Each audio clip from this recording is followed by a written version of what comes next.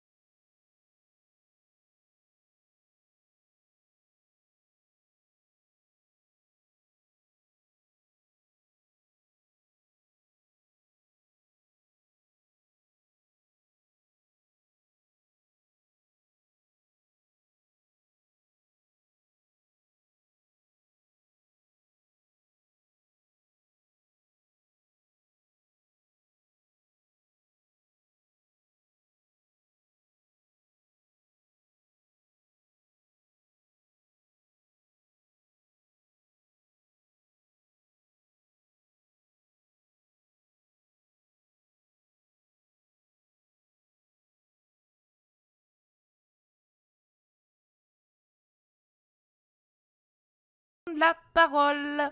C'est parti.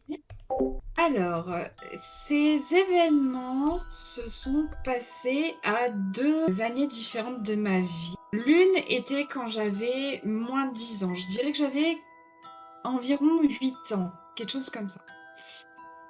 Il faut savoir que en primaire, nous n'avons pas cours le mercredi à cette époque. Sauf que ma mère travaillant et mon père travaillant le mardi soir, nous dormions chez ma grand-mère, dans la chambre de mon parrain, de son ancienne chambre. Un soir, au beau milieu de la nuit, la lampe halogène sur pied s'est mise à clignoter.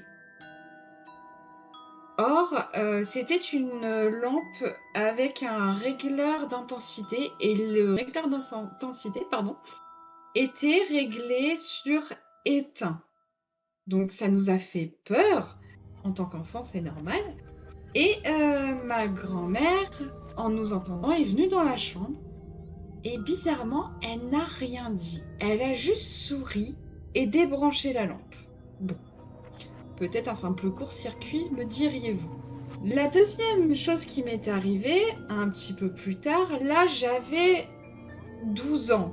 Il y avait un événement familial chez nous qui fait que, exceptionnellement, je n'ai pas dormi dans la chambre de mon parrain à l'étage, mais j'ai dormi dans la chambre au rez-de-chaussée.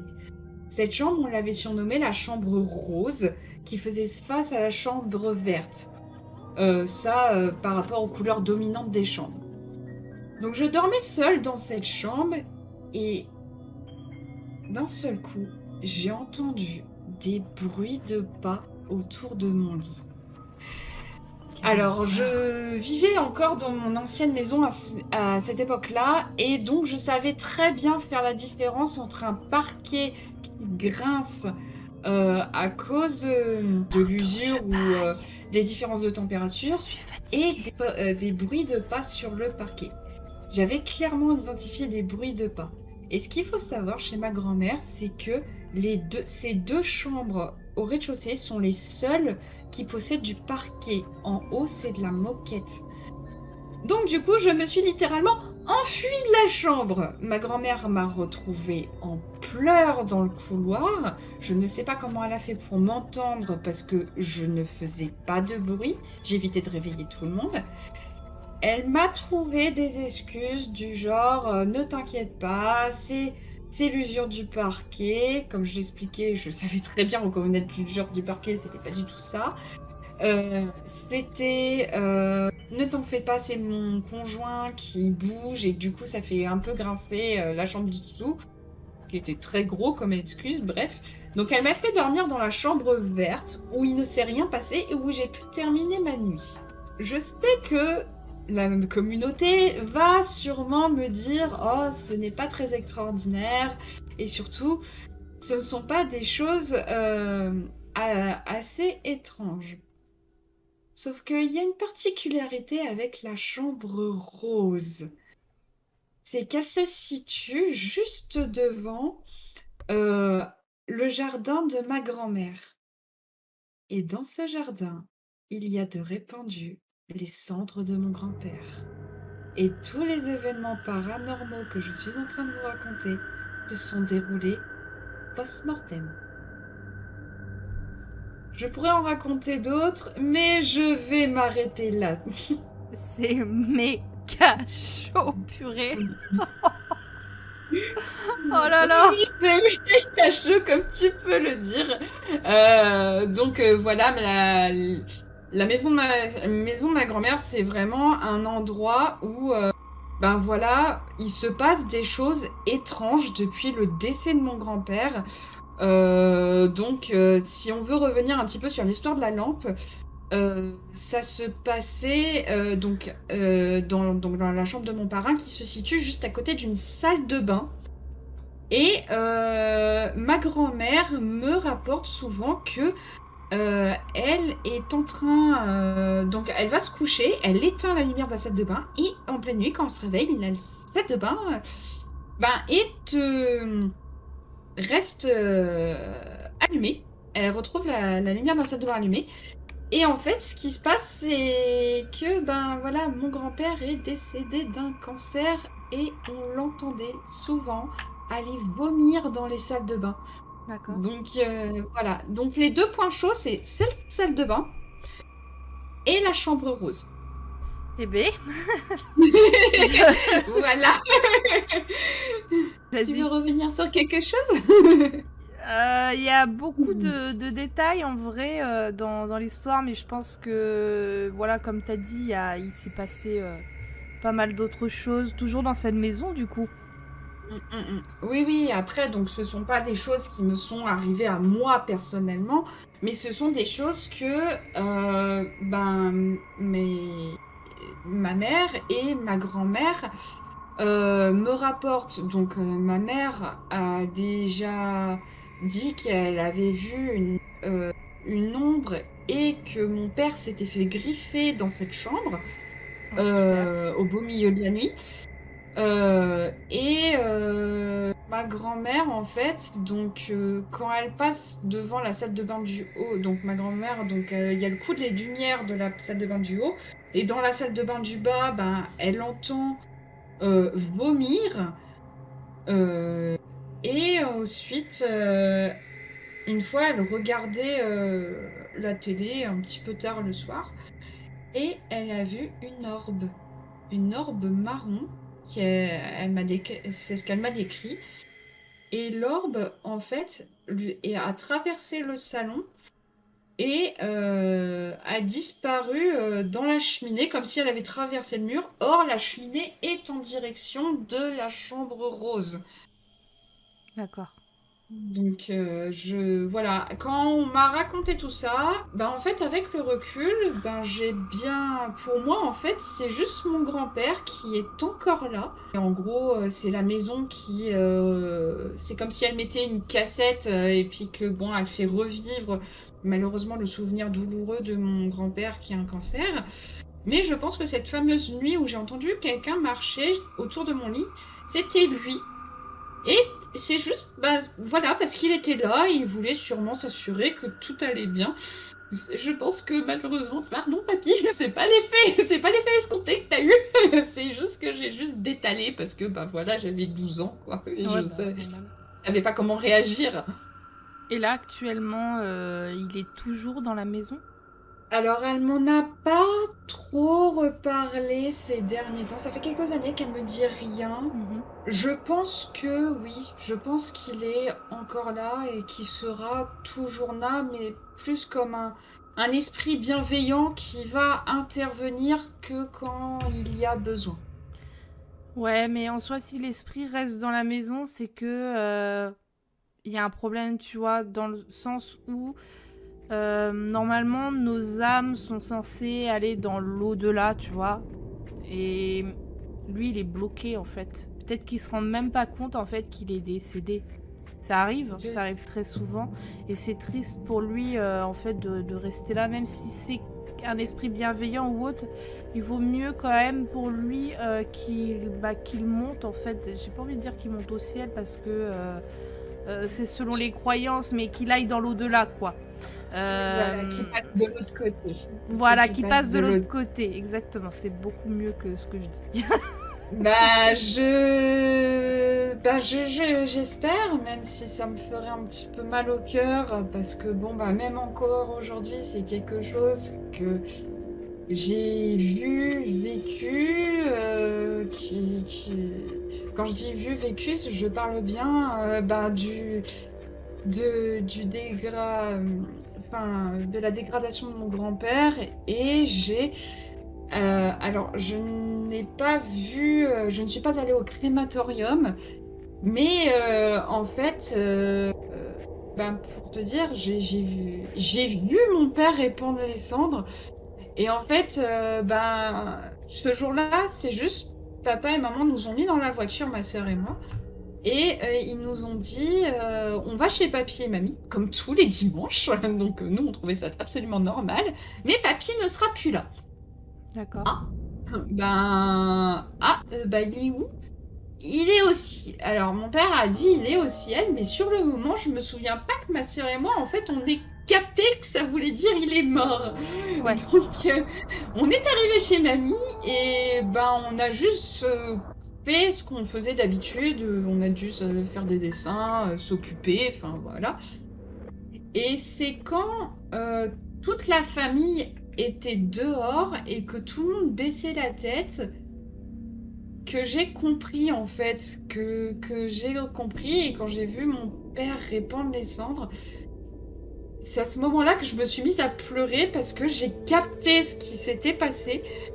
Et du coup, mon père m'a touché le cœur et m'a dit il est là, il est là maintenant. Ouais. J'en pleure encore. Ça fait pourtant, ça fait 22 ans, hein, et pourtant, je vis encore cette chose comme un traumatisme. Et en plus, les vacances qui ont suivi, je n'ai pas arrangé la chose. On est parti en vacances chez le frère de mon grand-père et il lui ressemble tellement que quand je suis arrivée, j'ai dit papy, t'étais là en fait. Oups. Boulette. C'était pas le bon. C'est mignon quand même, mais oui, la mort, enfin le décès de quelqu'un peut créer des traumatismes. Effectivement, il suffit que tu aies été super proche de ton grand-père ou même que tu avais énormément d'affection pour lui. Voilà, donc c'est normal qu'à l'heure d'aujourd'hui, tu penses encore à lui, tu l'aimes, tu l'aimeras toute ta vie, ton grand-père, même s'il est plus là à l'heure actuelle. Mais voilà, il reste dans ton cœur et je trouve que c'est le plus important pour lui. C'est ce qu'il aurait aimé, je pense, laisser cette trace, tu vois, dans ton cœur et dans le cœur de chacun de sa famille, évidemment. Bah oui, voilà, hein. C'est un sujet chez nous, je vais pas dire sensible, mais voilà, quand on parle de mon grand-père, chez nous, c'est toujours avec beaucoup d'émotion. Et oui, je pense que au moins jusqu'à mes 16 ans, il était là chez ma grand-mère, il était présent. Je pense qu'il voulait simplement s'assurer que tout va bien et c'est ce que tout le monde reprend sa vie correctement après son départ. Ça a mis très longtemps, effectivement, parce que au pire que moi qui ai perdu l'homme qui m'a appris à faire du vélo, et c'est ma grand-mère évidemment qui a été le plus touchée parce que il est parti jeune, et elle était complètement perdue, elle a eu une crise de folie, elle a eu beaucoup de mal à s'en remettre, et puis un jour elle s'est remise avec quelqu'un qui a dû s'intégrer dans la famille, et puis après, maintenant ils sont ensemble, ils vivent le plus grand des bonheurs, c'est tout ce qu'on souhaitait à ma grand-mère, et puis voilà. Et je pense que c'est pour ça que j'entends plus trop de phénomènes paranormaux qui se passent chez ma grand-mère, parce que je pense que comme tout va bien, il n'y a pas de raison qu'il intervienne. Exactement. Peut-être que l'esprit de ton grand-père restait parce que ta grand-mère était vraiment très attristée et je sais pas, ça peut être par rapport à ça ou sentiment. Parfois, les émotions d'une personne peuvent suffire à faire rester un esprit dans un lieu quelconque et ça le rattache en fait à rester sur Terre alors qu'il devrait pas. Là, ta grand-mère a réussi à refaire sa vie et sincèrement, je pense qu'on est tous très heureux pour elle parce qu'il n'y a rien de plus important que de vivre heureux. On n'a qu'une seule vie, il faut en profiter un maximum, même si la perte d'un être cher est toujours une épreuve très difficile à surmonter. Voilà, il faut parfois prendre sur soi. C'est dur comme parole, je le sais, mais malheureusement, on n'a pas le choix de faire notre deuil en fait. Et je sais de quoi je parle, j'ai moi aussi perdu ma grand-mère maternelle, tu vois, donc voilà, moi aussi j'ai déjà perdu un être cher, je sais ce que ça fait, je sais le mal que ça peut faire au cœur. Non, c'était pas ma grand-mère maternelle, c'était ma grand-mère paternelle. Oula. Je me suis embrouillée. Je suis fatiguée. Voilà. T'inquiète pas. Non, mais voilà, et si j'avais une dernière chose à dire par rapport aux auditeurs et ce qui revient un peu de ce qu'on a dit, bon bah voilà, c'est que la personne est partie. Tout ce qu'elle veut, c'est que vous viviez heureux et donc elle sera, même de l'autre côté, elle sera toujours là pour vous. Mais surtout, dans les moments durs, ne cherchez pas absolument à la retrouver. Oui. Je vais citer pour ça une phrase de Inside Use 2. Quand vous appelez quelqu'un de l'autre côté, tout le monde vous entend. C'est vrai. C'est pour ça, si la perte d'une personne vous attriste vraiment, vous inquiétez pas, elle va le montrer d'elle-même des signes qu'elle est toujours là. Ne cherchez pas à la contacter. Et parfois, des esprits peuvent se faire passer pour ce qu'ils ne sont pas. Je ne recommande pas l'utilisation de tout ce qui est Ouija, tout ce qui est fait pour appeler les esprits. Enfin, vraiment. Moi non plus, j'en ai une peur bleue, donc comme ça. Moi aussi. Enfin, j'en ai peur, oui. Ce serait mentir de dire que j'en aurais pas peur. J'en ai jamais fait. Je sais que ma mère est très baignée dans tout ce qui est paranormal et tout. C'est comme ça que, en fait, j'ai eu l'esprit très ouvert par rapport à tout ça. Après, il s'est passé des trucs dans ma famille aussi par rapport à tout ce qui est esprit, tout ça. Beaucoup de membres du côté de ma mère, en fait, ont des espèces de dons, de talents. Pour ressentir, voir, entendre. Enfin, en gros, chacun a son petit talent, tu vois. Entre guillemets, si on peut appeler ça un talent. Dans ma famille, ils sont un peu comme ça. Moi-même, j'ai un peu comme ça. Alors, j'ai un petit don, mais que, franchement, si j'avais pu éviter d'en hériter de celui-là, je m'en serais bien gardé. Alors, c'est un don que je ne contrôle absolument pas. Qui se manifeste très rarement, mais quand il se manifeste, je me sens absolument pas bien. Je suis capable de savoir quand il va arriver le malheur dans mon entourage. C'est super putain. Ah ouais, c'est super badant, ouais, comme tu dis. Non, c'est pas badant du tout. Hein. Quand tu te réveilles un matin, que tu as rêvé que ton collège était en larmes parce qu'il y a eu un grave accident et que t'arrives le lendemain et que c'est vrai, tu fais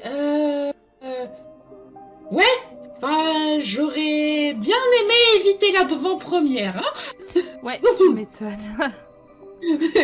Non, ça m'est arrivé vraiment que quelques fois. Bon, au début, c'était gentil, c'est juste, je rêvais de choses désagréables, mais pas au point de traumatisme. Genre, me retrouver dans la même voiture que quelqu'un que je déteste. L'accident, bon, là, c'était un petit peu plus sérieux parce que ma camarade de classe a vraiment failli y passer. Elle s'est retrouvée sous une voiture, quand même. Ah, Mais quand ça a commencé à me prédire la mort des gens, là j'étais plus en mode non, j'avais pas envie de savoir en fait. Mais voilà, ça m'est arrivé que 3-4 fois entre l'enfance et l'adolescence. Et voilà, là ça fait bien plus d'une dizaine d'années que je n'ai pas rêvé de choses pareilles. Et oh, tout le monde dans ma famille se porte bien. ouais, tant Donc mieux, j'ai envie de voilà. dire. C'est pas une mauvaise nouvelle, ça. Non, non, voilà. Donc pour te dire que oui, le paranormal, je connais, je vis dedans, et j'ai tout simplement appris à faire avec. Bah, j'ai envie de dire. Enfin, après, moi, je suis pas là non plus ce soir pour raconter un témoignage, mais voilà, enfin. Tu sais que moi aussi, enfin, je t'ai déjà raconté des choses, tout ça, Oui. et voilà, c'est quelque chose effectivement qu'on choisit pas. D'ailleurs, ça me fait penser que si jamais certains d'entre vous qui regardent la vidéo, vous avez aussi des espèces de dons, genre pour ressentir les esprits, pour les voir ou entendre des choses, n'hésitez pas à partager en fait dans les commentaires vos expériences par rapport à ça. Je le répète, ça nous intéresse toujours de connaître ce que vous avez vécu.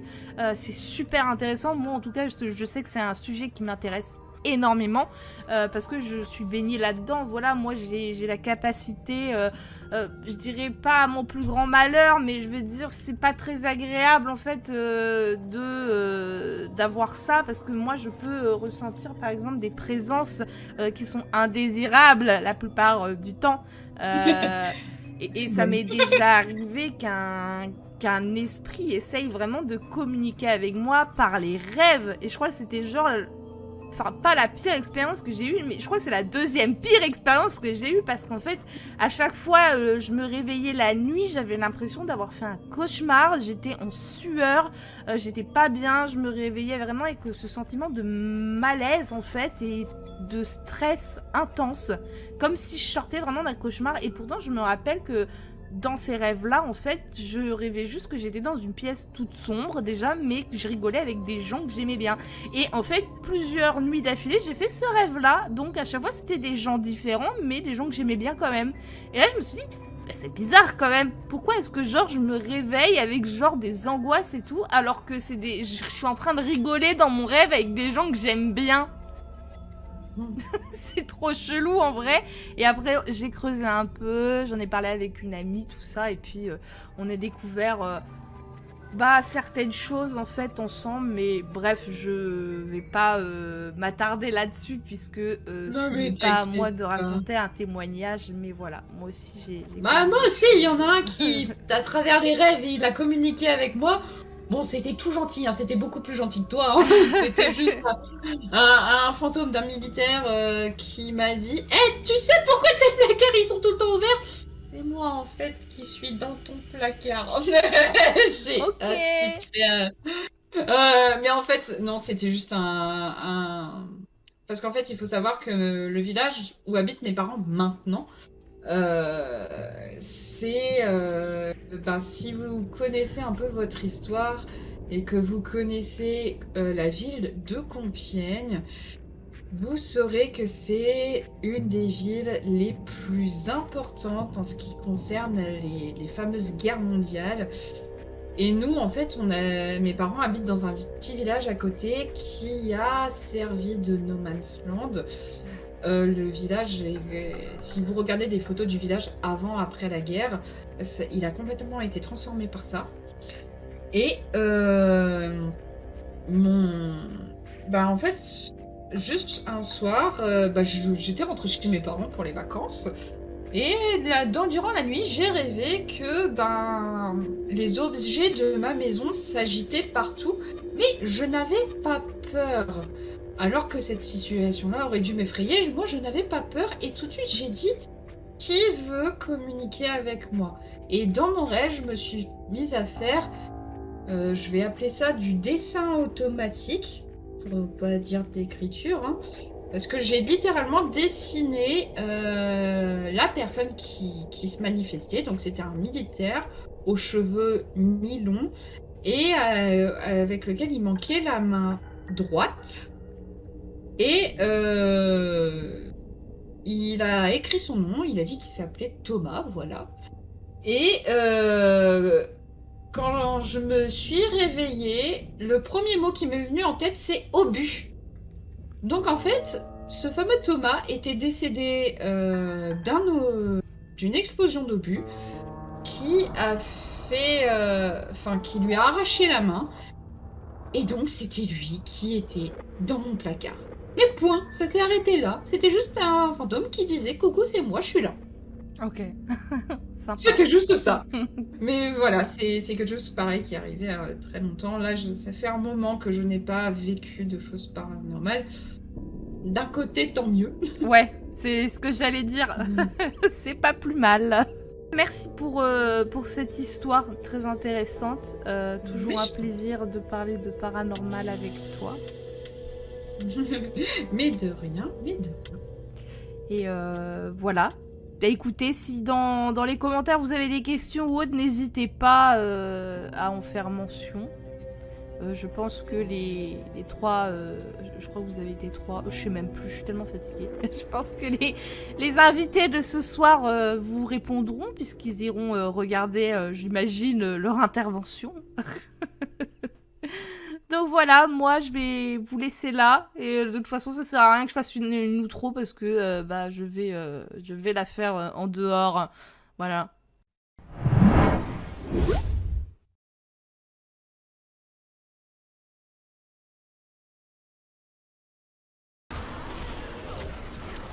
Steve! You see? His swing. He's match. Okay, so we need to kill all of the sorceresses. We go. Guys, is it Warlock, the class that they added to Diablo 2?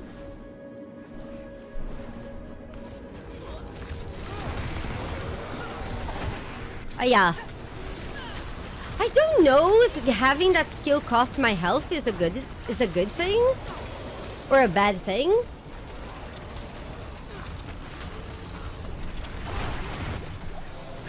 But whenever I use that skill, I just lose all my health, and that spooks the shit out of me.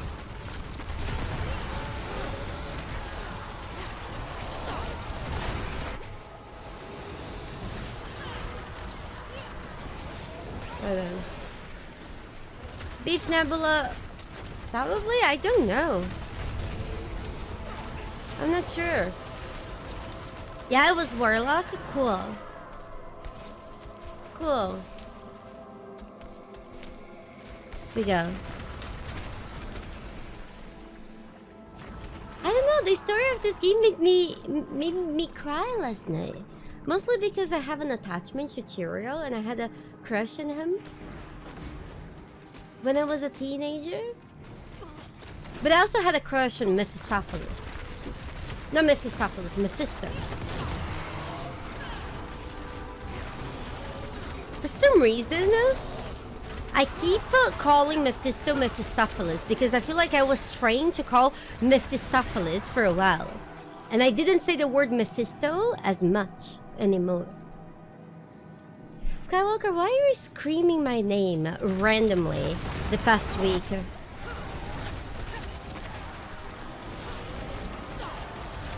Guys, a while back, I saw a video of parents of crying, annoying children. I would need to find the video to show you guys, or you wouldn't understand. Oh shit. But whenever their children were being annoying and crying, Steve! The parents would just start screaming, Jessica! Jessica! Jessica! And then the children would stop crying. Maybe one day I'll get to try this technique with you guys.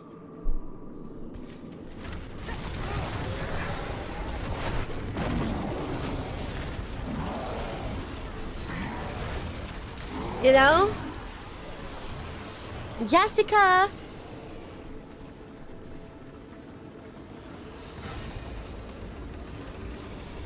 Am I saying that you cry a lot? Sometimes. Some people do cry a lot. What's this?